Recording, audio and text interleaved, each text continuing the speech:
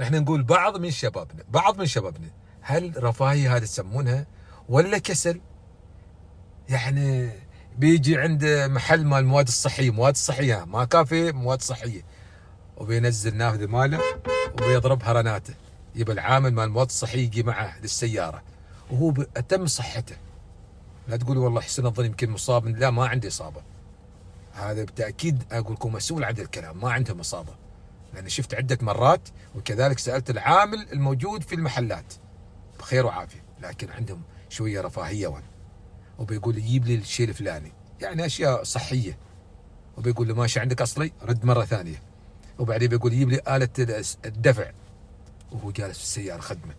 امرأة ما نقول شيء، امرأة طبعا ما تنزل تخدم وهي في سيارتها، هذا امرأة من حقها يعني صراحة، لأن يمكن ما حد يكفلها. لكن هذا الشاب ليش تعودوا أنفسكم على الكسل يا أولادي يا أخواني؟ ليش؟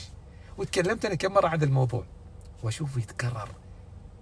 والله أني أخبرنا العامل الموجود في المحل يقول يجينا شايب كبير السن، يقول حتى أن عندي إعاقة شوية، يقول عندي إعاقة، وينزل من سيارته. نقول له لا أبوي لا تنزل مرة ثانية ما نجيك نحن، قال أبدا، ينزل من سيارته وياخذ حاجته ويرجع لسيارته.